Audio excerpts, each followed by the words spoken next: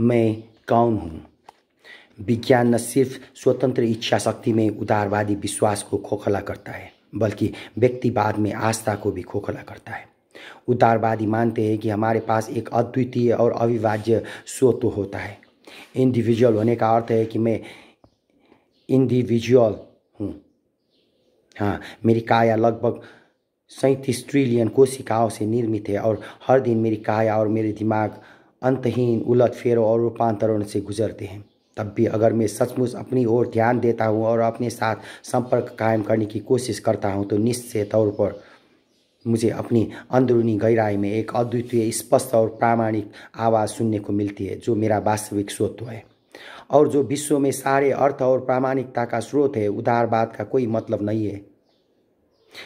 उदारवाद का कोई मतलब तभी है जब मेरे पास एक और सिर्फ एक सच्चा स्वत्व है, क्योंकि अगर मेरी एक से ज़्यादा प्रामाणिक आवाज़ें हुई तो मैं कैसे जान पाऊंगा कि मतदान केंद्र, सुपरमार्केट और विवाह के बाजार में मुझे किस आवाज़ पर ध्यान देना चाहिए। लेकिन पिछले कुछ दशक के दौरान जैविक विज्ञान इस नतीजे पर पहुंच चुके हैं कि उस उदारवादी किस्सा एक विशुद्ध कपोल कल्पना है। अद्वितीय प्रामाणिक स्रोतों में उतनी ही वास्तविकता है जितनी वो अमर आत्मा, सांता क्लॉज और ईस्टर बनने में है। अगर मैं वाकई अपनी अंदरूनी गहराई में झाँककर देखता हूँ तो जिस दिखाव एकात्मकता को मैं स्वाभाविक मानकर चलता हूँ वह उन परस्पर टकरावी आवाज़ों के शोर में विलीन हो जाती है, जिनमें से कोई भी आवाज़ मेरा वास्तविक स्वत्व नहीं है। मनुष्य अविभाज्य नहीं है, वे विभाज्य हैं। मनुष्य का मस्तिष्क दो गोलार्धों से मिलकर बना है जो एक मोटी स्नायिक तार से जुड़े होते हैं। प्रत्येक गोलार्ध शरीर के विपरीत हिस्से को नियंत्रित करता है। दायां गोलार्ध शरीर के बाएं हिस्से को नियंत्रित करता है, बाएं दृष्टि क्षेत्र की सूचनाएं प्राप्त करता है और वहीं बाएं हाथ और बाएं पैर को स्वचालित करता है और बाएं गोलार्ध की गतिविधि इसके विपरीत होती है। यही कारण है कि जिन लोगों के दाएं हिस्से में पक्षाघात होता है वे कभी कभी अपने शरीर के बाएं हिस्से को नज़रअंदाज करते हैं। इन दो गोलार्धों के बीच भावनात्मक और संज्ञानात्मक भेद भी होते हैं। हालांकि यह विभाजन एकदम साफ नहीं होता। कुछ संज्ञानात्मक गतिविधियों में दोनों गोलार्ध शामिल होते हैं, लेकिन दोनों की भूमिका बराबर की नहीं होती। उदाहरण के लिए ज़्यादातर मामलों में बायां गोलार्ध बोलने और तार्किक विचार करने में महत्वपूर्ण भूमिका निभाती है, जबकि दायां गोलार्ध स्थलपरक सूचना को संसाधित करने में ज़्यादा प्रबल होता है।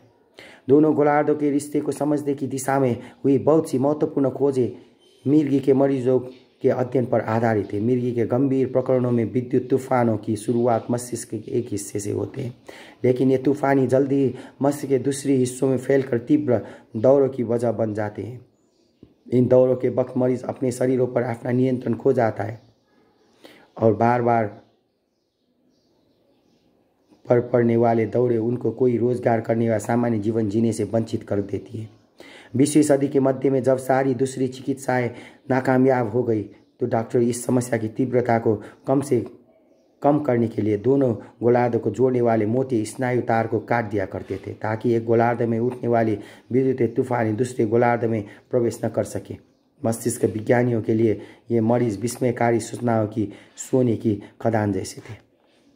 विभाजित मस्तिष्कों वाले इन मरीजों के कुछ सर्वाधिक उल्लेखनीय अध्ययन प्रोफेसर रोजर कालवार्ट, जिनको देह क्रिया विज्ञान और चिकित्सा शास्त्र के अभिनव खोजों के लिए 1981 का नोबेल पुरस्कार प्रदान किया गया था, और उनके छात्र प्रोफेसर माइकल एस गजानिगा द्वारा किया गया था। इनमें से एक अध्ययन एक किशोर लड़के पर केंद्रित था। उस लड़के से पूछा गया कि बड़ा होने पर वो क्या बनना चाहेगा। लड़के ने जवाब दिया, नक्शानवीस। यह जवाब उसके मस्तिष्क के बाएं गोलार्ध द्वारा उपलब्ध कराया गया था, जो तार्किक विचार करने और बोलने में निर्णायक भूमिका निभाता है। लेकिन इस लड़के के दाएं गोलार्ध में वाणी का एक और सक्रिय केंद्र था, जो वाचिक भाषा को तो नियंत्रित नहीं कर सकता था, लेकिन जो अक्षरों की गोटियों का इस्तेमाल कर शब्दों को गढ़ सकता है। अध्येता यह जानने को उत्सुक थे कि उस लड़के का दायां गोलार्ध क्या कहेगा, इसलिए उन्होंने मेज पर अक्षरों की गोटियां बिखेर दी और कागज़ के एक टुकड़े पर लिखा, बड़े होने पर तुम क्या करना चाहोगे। उन्होंने कागज़ का वो टुकड़ा लड़के के बाएं दृष्टि क्षेत्र की कगार पर रख दिया। चूंकि दायां गोलार्ध वाचिक भाषा का इस्तेमाल नहीं कर सकता था, इसलिए लड़के ने कुछ नहीं कहा, लेकिन उसका दायां हाथ मेज पर तेजी से हरकत करते हुए तब गोटियों के जमाता रहा। जबकि उसने ऑटोमोबाइल रेस शब्द तैयार नहीं हो गए। भयानक। ऐसे ही खौफनाक व्यवहार का परिचय दूसरे विश्व युद्ध के एक बुजुर्ग सैनिक WJ ने किया था। WJ का प्रत्येक हाथ एक भिन्न गोलार्ध से नियंत्रित था। चूंकि दोनों गोलार्ध एक दूसरे से संपर्क में नहीं थे, इसलिए कभी कभी ऐसा होता था कि उसका दायां हाथ दरवाज़ा खोलने के लिए बढ़ता और बायां हाथ बीच में ही दखलंदाजी करते हुए इस दरवाजे को झटकते से बंद करने की कोशिश करता। एक अन्य प्रयोग के तहत गजानिया और उनके साथियों ने बाईं ओर के मस्तिष्क, जो वाणी को भूमिका देता है, के सामने चूजे के पंजे की एक तस्वीर उभारी और उसी के साथ साथ दाएं मस्तिष्क के सामने एक बर्फीले फुर्री से की तस्वीर उभारी। जब PS नामक उस मरीज से पूछा गया कि उसने क्या देखा, तो उसने जवाब दिया, चूजे का पंजा। गजानिया ने इसके बाद PS के सामने कई सारे तस्वीरें पेश करते हुए इसके पूछा कि उसने जो कुछ देखा था उसमें उनमें से कौन सी तस्वीर सबसे ज़्यादा मेल खाती है। मरीज के दाएं हाथ ने चूजे की तस्वीर की तरफ तो इशारा किया, लेकिन इसी के साथ साथ उसकी बायां हाथ बढ़ा और उसने बर्फ हटाने के बेलचे की तरफ इशारा किया। गजानिया ने तब PS के जाहिर सा सवाल पूछा, आपने चूजे और बेलचे दोनों की तरफ इशारा क्यों किया? PS ने जवाब दिया, ओ, चूजे के पंजे का रिश्ता चूजे से है और चूजों के दड़बे की सफाई के लिए हमें बेलचे की ज़रूरत पड़ती है। यह क्या हुआ था? वाणी को नियंत्रित करने वाले बाएं मस्तिष्क के पास बर्फ की दृष्टि के बारे में कोई सूचना नहीं थी और इसलिए वह मस्तिष्क यह नहीं जानता था कि उसके बाएं हाथ ने बेलचे की तरफ इशारा क्यों किया था। इसलिए उसने एक विश्वसनीय चीज़ ईजाद कर ली। इस प्रयोग को कई बार दोहराने के बाद गजानिया इस नतीजे पर पहुंचे कि मस्तिष्क का बायां गोलार्ध सिर्फ हमारी बातचीत योग्यताओं का आधार नहीं है, बल्कि वह एक अंदरूनी व्याख्याकार भी है जो सत्य का आवाज़ देने वाला किस्सों को गढ़ने के लिए आंशिक सुराग का इस्तेमाल करते हुए निरंतर हमारे जीवन के अर्थ को समझने की कोशिश करता है। एक और भी प्रयोग के तहत गैर बातचीत दाएं गोलार्ध के समक्ष एक पोर्नोग्राफिक छवि पेश की गई। मरीज ने शर्माते और फुअर ढंग से हंसते हुए प्रतिक्रिया की, क्या देखा आपने? उन शरारती अत्याचारियों ने पूछा। कुछ भी नहीं, महज रोशनी की एक कौंध, बाएं गोलार्ध ने कहा और मरीज अपने चेहरे पर हाथ रखते हुए तुरंत उसी तरह हंसा। तो फिर आप हंस क्यों रहे? इन लोगों ने पूछा। भौतिक बाएं गोलार्ध का व्याख्याकार कोई तर्कसंग स्पष्टीकरण देने के लिए जूझता हुआ बोला कि उस कमरे की एक मशीन बहुत मज़ेदार लग रही थी। यह कुछ ऐसा है मानो CIA संयुक्त राज्य अमेरिका के स्टेट डिपार्टमेंट की जानकारी के बगैर पाकिस्तान में ड्रोन हमला कर देता है। जब एक पत्रकार स्टेट डिपार्टमेंट के अधिकारियों से इसके बारे में पूछताछ करता है तो वे कोई विश्वसनीय सी लगती सफाई करते हैं। वास्तव में शब्दों के हेरफेर में माहिर उन लोगों के पास कोई सुराग नहीं होता कि उस हमले का आदेश क्यों दिया गया था, इसलिए कि महज कोई स्पष्टीकरण गढ़ लेते हैं। इसी को मिलती जुलती प्रक्रिया सिर्फ विभाजित मस्तिष्क वाले मरीजों द्वारा ही नहीं बल्कि सारे मनुष्य द्वारा प्रयोग में लाई जाती है। बहुत बार मेरा निजी CIA मेरे स्टेट डिपार्टमेंट से मंजूरी लिए बिना या उसकी जानकारी के बिना काम करता है और फिर मेरा स्टेट डिपार्टमेंट कोई ऐसा किस्सा गढ़ लेता है जो मुझको श्रेष्ठतम संभव शक्ल में पेश करता है। अक्सर ही ऐसा भी होता है कि स्वयं इस स्टेट डिपार्टमेंट को अपनी ही द्वारा गढ़ी गई इन विशुद्ध कल्पनाओं पर यकीन हो जाता है। ऐसे ही नतीजों पर स्वभावपरक अर्थशास्त्र किए हुए विशेषज्ञ पहुँचे थे। तो यह जानना चाहता है कि लोग आर्थिक नियंत्रण किस तरह करते हैं, या और भी सटीक ढंग से कहें तो जो इस तरह से निर्णय लेते हैं वो कौन है जो मर्सिडीज खरीदने की बजाय टोयोटा खरीदने का निर्णय लेता है, थाईलैंड की बजाय पेरिस में छुट्टियां मनाने की निर्णय लेता है, शंघाई की शेयर बाजार की बजाय दक्षिण कोरियाई ट्रेजरी बॉन्ड्स में निवेश करने का निर्णय लेता है। ज़्यादातर प्रयोगों से ऐसे संकेत मिलते हैं कि इसमें से कोई भी निर्णय लेने वाला कोई एकल स्रोत तो नहीं होता। इसकी बजाय ये निर्णय विभिन्न और अक्सर टकरावी आंतरिक सत्ताओं के बीच रस्साकसी का नतीजा होता है। ऐसा ही एक नवाचारी प्रयोग डेनियल कानेमेन ने किया था। उनको अर्थशास्त्र का 2002 का नोबेल पुरस्कार प्राप्त हुआ था। कानेमेन ने स्वैच्छिक भागीदारी के एक समूह से 3 हिस्सों में होने वाले एक प्रयोग में शामिल होने का आग्रह किया। प्रयोग के संक्षिप्त हिस्से के तहत उन स्वैच्छिक भागीदारों ने 14 डिग्री सेल्सियस तापमान से युक्त पानी से भरे एक बर्तन में 1 मिनट तक हाथ डाला। इतना तापमान दर्दनाक होने की सीमा तक अप्रिय होता है। प्रयोग में 7 सेकेंड उनसे अपने हाथ बर्तन से बाहर निकालने को कहा था। प्रयोग के बड़े हिस्से के तहत स्वैच्छिक भागीदारों ने अपना दूसरा हाथ 14 डिग्री सेल्सियस तापमान के पानी से ही भरे एक अन्य बर्तन में डाला, लेकिन 7 सेकंड बाद उस बर्तन के पानी को चुपचाप गर्म करते हुए क्रमशः 15 डिग्री सेल्सियस तक बढ़ा दिया गया। 30 सेकंड बाद उसने हाथ बाहर निकालने को कहा गया। कुछ स्वैच्छिक भागीदारों ने संक्षिप्त हिस्से में पहले भाग लिया था, जबकि दूसरों ने बड़े हिस्से से शुरुआत की थी। दोनों की प्रकरणों में दोनों हिस्सों के पुराना होने के ठीक 7 मिनट बाद प्रयोग का सबसे महत्वपूर्ण हिस्सा शुरू हुआ। स्वैच्छिक भागीदारों ने दोनों में से किसी एक हिस्से को दोहराने को कहा गया और वे किस हिस्से को चुनना चाहते हैं, इसका फैसला उन पर छोड़ दिया गया। पूरे 80% लोगों ने प्रयोग के बड़े हिस्से को कम दर्दनाक हिस्से की तरह याद करते हुए चुना। यह ठंडे पानी का प्रयोग बहुत आसान है, लेकिन इसका निहितार्थ उदारवादी विश्व दृष्टि के मर्म को हिला देने वाला है। यह हमारे भीतर कम से कम 2 स्वत्वों की भूमि मौजूदगी को उजागर करता है, अनुभव करने वाला स्वत्व और बयान करने वाला स्वत्व।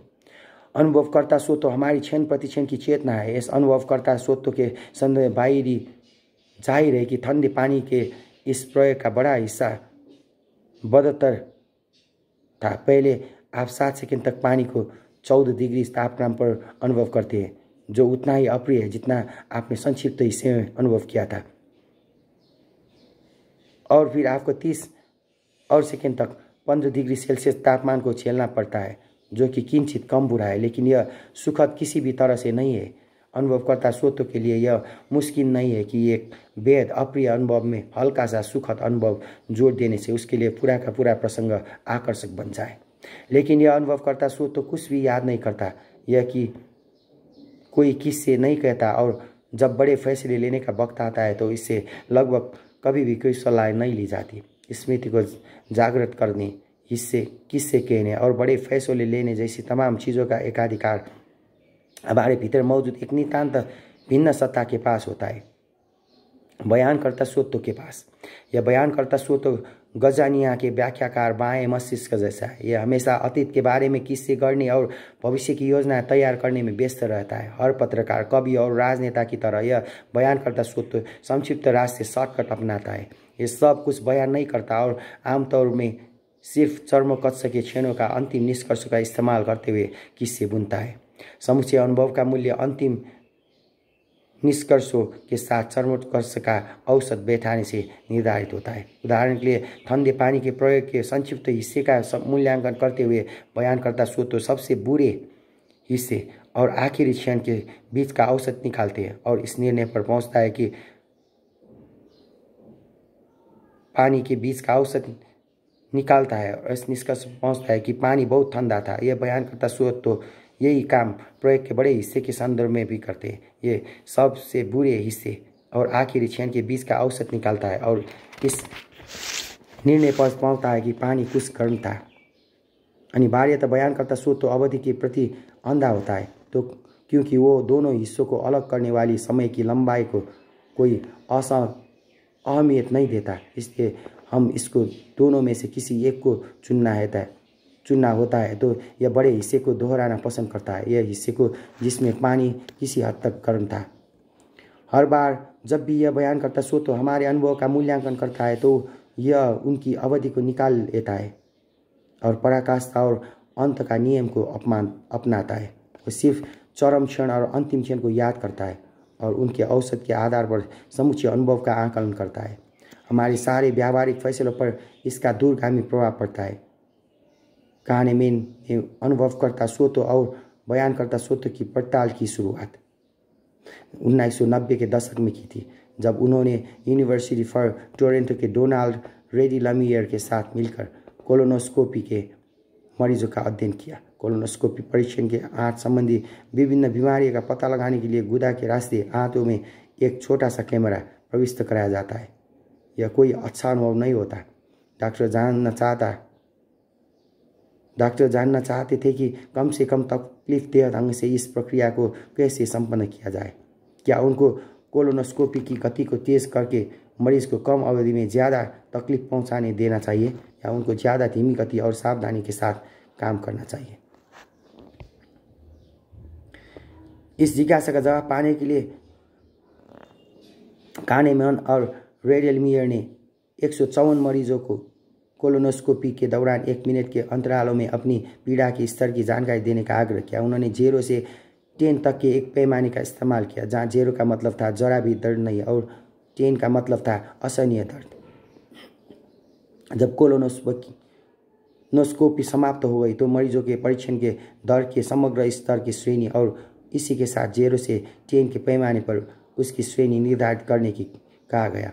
हम उम्मीद कर सकते कि समग्र श्रेणी निर्धारण ने मिनट दर मिनट रिपोर्टों के संग्रह को प्रतिबिंबित किया था, यानी जितनी देर तक कोलोनोस्कोपी चली होगी और जितना ज़्यादा दर्द मरीजों ने महसूस किया होगा, दर्द का समग्र स्तर उतना ही अधिक होगा, लेकिन वास्तविक नतीजे भिन्न थे। इस तरह ठंडे पानी के प्रयोग के संदर्भ में कुछ हुआ, उसी तरह यहाँ भी दर्द के समग्र स्तर के अवधि की अपेक्षा की और उसकी बजाय पराकाष्ठा और अंत नियम को प्रतिबिंबित किया। एक कोलोनोस्कोपी 8 मिनट तक चली। सबसे बुरे क्षण में मरीज ने दर्द के स्तर के 8 होने की सूचना दी और आखिरी मिनट में उसने दर्द के स्तर के 7 होने की सूचना दी। जब परीक्षण समाप्त हो गया तब इस मरीज ने अपने दर्द के समग्र स्तर को 7.5 की श्रेणी में रखा। एक अन्य कोलोनोस्कोपी 24 मिनट तक चली। इस बार भी दर्द का चरम स्तर 8 था, लेकिन परीक्षण के एकदम आखिरी मिनट में मरीज ने इस स्तर के 1 होने की सूचना दी। इस मरीज ने अपने समग्र दर्द को 4.5 की श्रेणी में रखा। इस बात ने कि यह कोलोनोस्कोपी 3 गुना लंबी चली थी और नतीजतन उसने कुल मिलाकर कहीं ज़्यादा दर्द झेला था। उसकी स्मृति पर कोई प्रभाव नहीं था। बयानकर्ता स्वतः अनुभवों को संक्षिप्त नहीं करता, वो उनका औसत निकालता है। इसलिए मरीज किस चीज़ों को प्राथमिकता देते हैं, एक संक्षिप्त और चुभने वाली कोलोनोस्कोपी को या एक लंबी और सावधानीपूर्वक की गई कोलोनोस्कोपी? यह सवाल का कोई जवाब नहीं है, क्योंकि मरीज के समय से कम 2 स्वतः होते हैं और उनकी दिलचस्पियाँ भिन्न होता है। अगर आप अनुसंधानकर्ता स्वतः से पूछे तो वो संभवतः एक संक्षिप्त कोलोनोस्कोपी का चुनाव करें, लेकिन अगर आप बयानकर्ता स्वतः से पूछे तो वो लंबी कोलोनोस्कोपी को पसंद करेगा, क्योंकि उसे सबसे बुरे क्षणों और आखिरी क्षण के बीच के औसत की याद रहती है। दरअसल बयानकर्ता स्वतः के दृष्टिकोण से डॉक्टर को हर परीक्षण के एकदम अंत में फीके दर्द के कुछ पूरी तरह से निरर्थक मिनटों को शामिल करना चाहिए, क्योंकि यह समूची स्मृति को बहुत कम पीड़ामय बना देती है। शिशु चिकित्सक इस युक्ति को अच्छी तरह से समझते हैं, इसी तरह से पशु चिकित्सक भी समझते हैं। बहुत से डॉक्टर अपने क्लिनिक में स्वादिष्ट खाद्य पदार्थ से भरे मर्तबान रखते हैं और बच्चों तकलीफदेह इंजेक्शन देने या कोई कष्टप्रद चिकित्सकीय जांच करने के बाद इनमें से कुछ खाद्य पदार्थ उनको थमा देता है। जब बयानकर्ता स्वतः डॉक्टर के यहाँ गए होने को याद करता है तो इस यात्रा के अंत में वे 10 सुखद क्षण कई मिनटों की बेचैनी और पीड़ा को मिटा देता है। विकासवाद ने इस युक्ति को शिशु चिकित्सकों से युगों पहले ढूंढ लिया था। शिशु को जन्म देते समय बहुत सी स्त्रियां जिस असहनीय पीड़ा से गुजरती है, उसको देखते हुए किसी को लग सकता है कि इस पीड़ा से एक बार गुजर चुकने के बाद कोई भी स्वस्थ दिमाग वाली स्त्री यह काम फिर करने पर राजी नहीं होगी। लेकिन प्रसव पीड़ा के अंत में और उसके बाद के दिनों में हार्मोनल तंत्र कार्टिसोल और बीटा एंडोर्फिन्स का स्राव करता है, तो उस पीड़ा को कम कर देता है और राहत का तथा काफ़ी उल्लास का एहसास पैदा कर देता है। इसके अतिरिक्त शिशु के प्रति बढ़ता हुआ प्रेम और दोस्तों, परिवार के सदस्यों की वाह मजहबी रूढ़ियाँ और राष्ट्रवादी प्रचार मिलजुल कर प्रसव पीड़ा के यातनादायी प्रभाव को एक सकारात्मक स्मृति में बदल देगा। तेल अवीव के राविन चिकित्सा केंद्र के किए गए एक अध्ययन से यह बात सामने आई कि प्रसव पीड़ा की स्मृति मुख्यतः चरम और अंतिम क्षणों की पीड़ा को प्रतिबिंबित करती है, जबकि उसकी समग्र अवधि का कोई भी प्रभाव नहीं होता। एक अन्य अनुसंधान परियोजना के तहत 2428 स्वीडिश स्त्रियों के शिशु को जन्म देने के 2 महीने बाद प्रसव पीड़ा की उनकी स्मृति को बयान करने को कहा गया। इनमें से 90% ने इस अनुभव को सकारात्मक या अत्यंत सकारात्मक बताया। वे जरूरी तौर पर पीड़ा को भूली नहीं थी। इसमें से 28.5% ने उनको इसको निकृष्टतम पीड़ा बताया था, लेकिन इस चीज़ ने उनको इसका एक सकारात्मक अनुभव के रूप में मूल्यांकन करने से नहीं रोका। बयानकर्ता स्वतः एक तीखी कैंची और एक काले मार्कर हाथ में लेकर हमारे अनुभव की बारीकी से जांच करता है। यह दर्द से कम कुछ क्षणों को काट देता है और अभिलेखागार में एक सुखद अंश से युक्त कहानी को पेश करता है। हमारे जीवन के ज़्यादातर निर्णायक महत्व रखने वाले चुनाव जीवन साथी के आजीविका के, आवास के और छुट्टियां मनाने के चुनाव हमारे बयानकर्ता स्रोतों द्वारा किए जाते हैं। मान लीजिए कि आपके पास छुट्टियां बिताने के 2 संभावित विकल्प हैं। आज जेम्सटाउन वर्जीनिया जाकर उस ऐतिहासिक उपनिवेशवादी नगर का भ्रमण कर सकते हैं जहां 1607 में उत्तरी अमेरिका के भूभाग पर पहला अंग्रेजी उपनिवेश स्थापित कर गया था।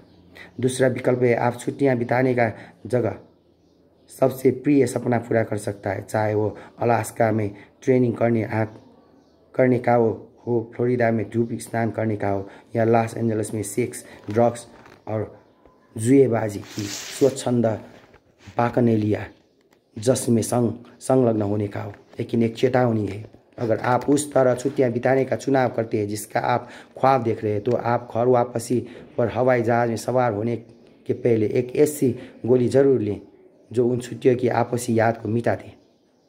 जो कुछ वेगास में हुआ वो हमेशा वेगास में ही बना रहेगा। आप कौन सा पर्यटक चुनेंगे? ज़्यादातर लोग उपनिवेशवादी जेम्सटाउन का चुनाव करेंगे क्योंकि ज़्यादातर लोग अपना क्रेडिट कार्ड बयानकर्ता स्रोतों को सौंप देते हैं जिसकी दिलचस्पी सिर्फ किस्सों में होती है और ऐसे बहुत अद्भुत अनुभवों तक में उसकी कोई दिलचस्पी नहीं होती जिनको वो याद न रख सकता हो। सच कहे तो अनुभवकर्ता स्रोतों और ज्ञान बयानकर्ता स्रोतों एक दूसरे से पूरी तरह जुदा नहीं है, बल्कि घनिष्ठ रूप से आपस में गुथे होते हैं। बयानकर्ता स्रोतों अपने किस्सों के लिए हमारे अनुभवों का इस्तेमाल महत्वपूर्ण कच्चे माल की तरह करते हैं। बदले में ये किस्से का चीज़ को आकार देते हैं जिसे अनुभवकर्ता स्रोतों वास्तव में महसूस करता है। रमज़ान के समय रोजे रखते समय, किसी चिकित्सकीय जांच की तैयारी के सिलसिले में उपवास करते समय और पैसों के अभाव के भोजन न कर पाने के समय हम भूख को अलग अलग तरह से महसूस करते हैं। बयानकर्ता स्रोतों द्वारा हमारी भूख के लिए जो अलग अलग अर्थ प्रदान किए जाते हैं वे बहुत भिन्न किस्म के वास्तविक अनुभवों की रचना करते हैं। इसके अतिरिक्त अनुभवकर्ता स्रोतों अक्सर इतना प्रबल होता है कि वो बयानकर्ता स्रोतों की श्रेष्ठतम ताकत से तैयार की गई योजनाओं को ध्वस्त कर देता है। मसलन मैं नए साल पर संकल्प कर सकता हूँ कि अब से मैं संतुलित आहार लूँगा और हर दिन जिम जाया करूँगा। इस तरह से महान फैसलों पर बयानकर्ता स्रोतों का एकाधिकार होता है। लेकिन अगले हफ्ते जब जिम जाने का समय आता है तो अनुभवकर्ता स्रोतों का वर्चस्व कायम हो जाता है। मेरा मन जिम जाने को नहीं होता और इसकी बजाय मैं पिज्ज़ा का ऑर्डर देता हूँ, सोफे पर बैठ जाता हूँ और टेलीविज़न चालू कर देता हूँ। तब भी हम में से ज़्यादातर लोग स्वयं को बयानकर्ता स्रोतों की तरह देखते हैं। जब हम कहते हैं मैं, तो हमारा अभिप्राय उस कहानी से होता है जो हमारे दिमाग में होती है। हमारा अभिप्राय अनुभव के उस बेगबान प्रवाह से नहीं होता जिससे हम गुजर रहे होते हैं। हम उस अंदरूनी व्यवस्था के साथ तादात्म्य स्थापित कर लेते हैं जो जीवन की उन्मत्त अराजकता को लेकर उससे कई ऐसी कहानियाँ बुनती है जो ऊपरी तौर पर तर्कसंगत और सिलसिलेवार प्रतीत होती है। इससे कोई फर्क नहीं पड़ता कि उनका कथानक झूठों और रिक्तियों से भरा हुआ होता है और बार बार नए सिरे से लिखा गया होता है, जिससे कि आज की कहानी बीते कल की कहानी को साफ तौर पर काट रही होती है। महत्वपूर्ण बात यह है कि हम हमेशा यह एहसास बनाए रखते हैं कि जन्म से लेकर मृत्यु तक हमारी एक एकल अपरिवर्तनीय पहचान होती है। यह चीज़ इस संदेहास्पद उत्तरवादी विश्वास को जन्म देती है कि मैं एक व्यक्ति हूँ और यह कि मेरी एक ऐसी स्पष्ट और सुसंगत आंतरिक आवाज़ है जो समूचे विश्व को अर्थ उपलब्ध करती है।